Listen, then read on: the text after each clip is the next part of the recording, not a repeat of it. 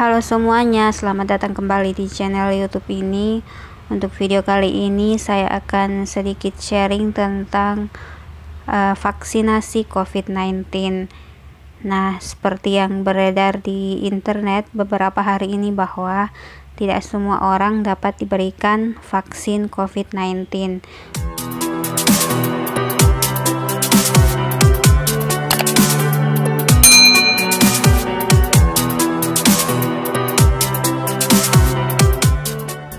Jadi informasi yang akan saya share pada video ini bersumber dari keputusan Direktur Jenderal Pencegahan dan Pengendalian Penyakit tentang petunjuk teknis pelaksanaan vaksinasi dalam rangka penanggulangan pandemi COVID-19.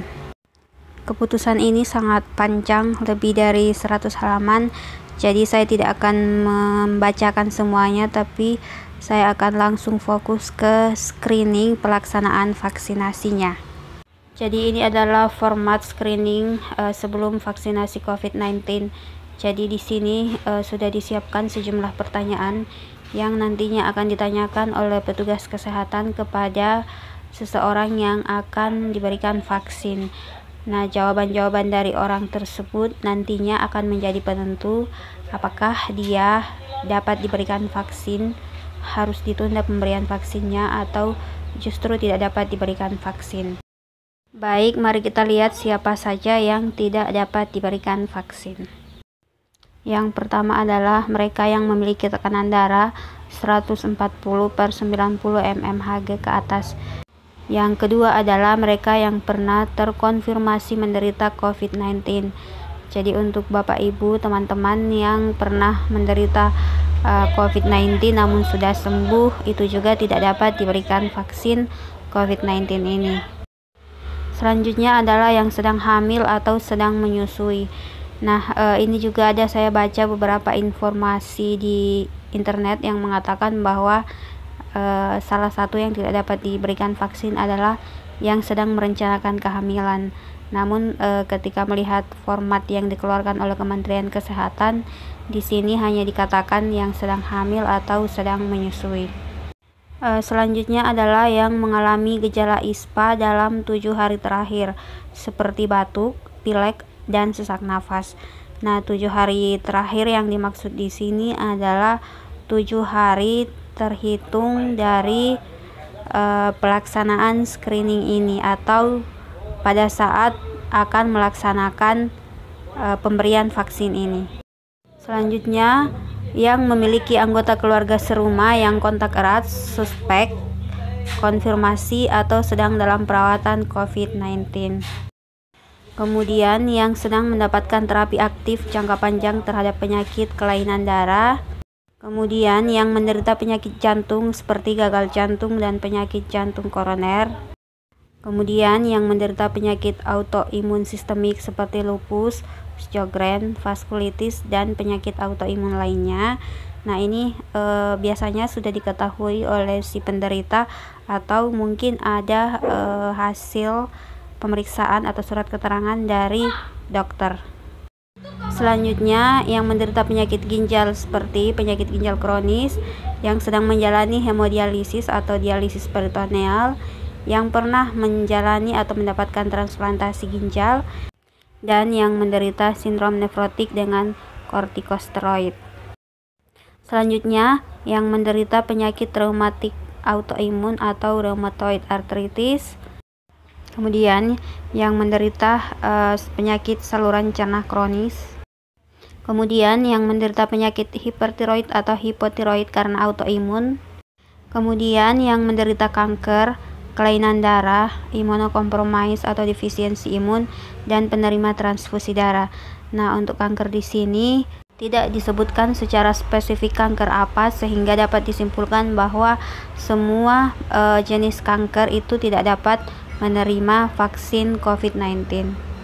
Selanjutnya adalah yang menderita DM atau diabetes mellitus atau kencing manis, kecuali yang menderita DM tipe 2 terkontrol itu dapat diberikan vaksin COVID-19. Selanjutnya yang menderita HIV/AIDS dengan CD4 kurang dari 200 atau tidak diketahui. Jadi untuk Bapak Ibu teman-teman yang mungkin menderita HIV/AIDS Sebelum vaksinasi, sebaiknya terlebih dahulu mengecek CD4 apakah kurang dari 200 atau lebih dari 200. Karena apabila kurang dari 200 tidak akan diberikan vaksin COVID-19.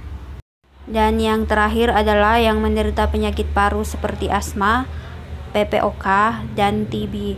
Namun untuk yang menderita penyakit TB ini dapat diberikan vaksin COVID-19 apabila si penderita sedang dalam pengobatan atau sudah mendapatkan antituberkulosis minimal 2 minggu.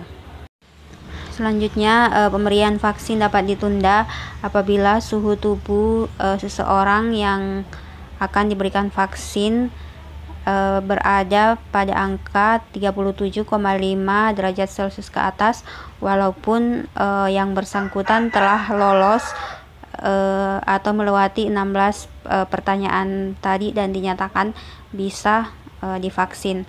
Dan vaksinnya baru boleh dilaksanakan ketika yang bersangkutan sudah memiliki suhu tubuh yang normal dan tidak terkonfirmasi COVID-19. Baik, kita sudah mengetahui siapa saja yang tidak dapat diberikan vaksin COVID-19. Nah, jika Bapak Ibu teman-teman memiliki riwayat atau memiliki kondisi seperti yang ada pada 16 poin tadi, Bapak Ibu teman-teman dipersilahkan tetap datang di tempat dilakukannya vaksinasi sesuai dengan jadwal di tempat Bapak Ibu teman-teman sekalian, dan pastikan membawa surat keterangan dokter terkait dengan hal yang Bapak Ibu alami, sehingga itu akan mempermudah proses screening dan untuk memastikan bahwa Bapak Ibu teman-teman sekalian benar-benar mengalami salah satu dari 16 poin tadi sehingga tidak diberikan vaksin.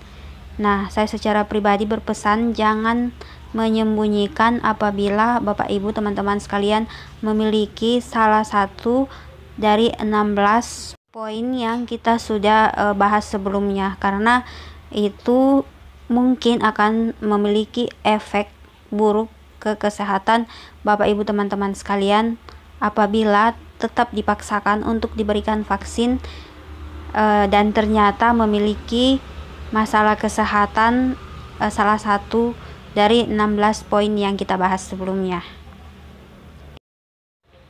Baik, demikian yang dapat saya share pada video kali ini. Semoga bermanfaat. Salam sehat dan terima kasih.